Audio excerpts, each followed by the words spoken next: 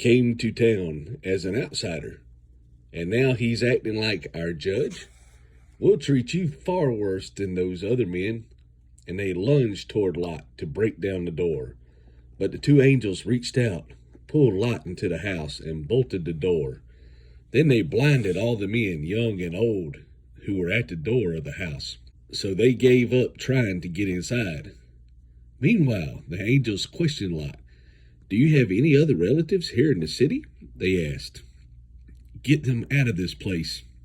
Your son-in-laws, sons, daughters, or anyone else, for we are about to destroy this city completely. The outcry against this place is so great it has reached the Lord, and he has sent us to destroy it." So Lot rushed out to tell his daughters, finances, "Quick, get out of the city. The Lord is about to destroy it." But the young men thought he was only joking. At dawn the next morning, the angels became insistent. "Hurry," they said to Lot. "Take your wife and your two daughters who are here. Get out right now, or you will be swept away in the destruction of the city." When Lot still hesitated, the angel seized his hand and the hands of his wife and two daughters and rushed them to safety outside the city. For the Lord was merciful. When they were safely out of the city, one of the angels ordered, "Run for your lives. Don't look back or stop anywhere in the valley. Escape to the mountains, or you'll be swept away." "Oh no, my lord," Lot begged. "You have been so gracious to me and saved my life, and you have shown such great kindness. But I cannot go to the mountains. Disaster would catch up with me there, and I would soon die. See, there is a small village nearby. Please let me go there instead. Don't you see how small it is? Then my life will be saved." "All right," the angel said. "I will grant your request. I will not destroy the little village. But hurry, escape to it, for I can do nothing until you arrive there." This explains why the village was known as Zor, which means little place.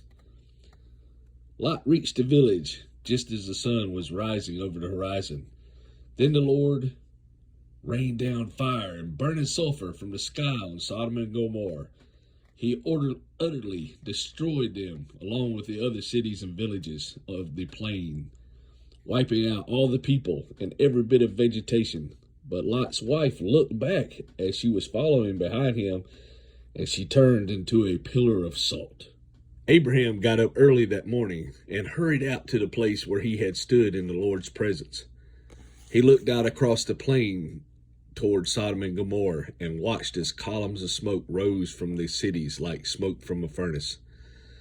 But God had listened to Abraham's request and kept Lot safe, removing him from the disaster that engulfed the cities on the plain, Lot and his daughters.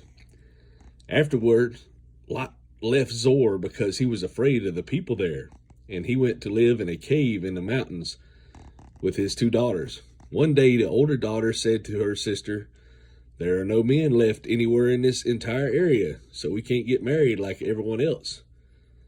And our father will soon be too old to have children. Come, let's get him drunk with wine. Then we will have sex with him. That way we will preserve our family line through our father." So that night they got him drunk with wine, and the older daughter went in and had intercourse with her father. He was unaware of her lying down or getting up again. The next morning, the older daughter said to her younger sister, "I had sex with our father last night. Let's get him drunk with wine again tonight, and you go in and have sex with him. That way we will preserve our family line through our father." So that night they got him drunk with wine again, and the younger daughter went in and had intercourse with him. As before, he was unaware of her lying down or getting up again. As a result, both of Lot's daughters became pregnant by their own father. When the older daughter gave birth to a son, she named him Moab. He became the ancestor of the nation now known as the Moabites. When the younger daughter gave birth to a son, she named him Ben-ammi. He became the ancestor of the nation known as the Ammonites.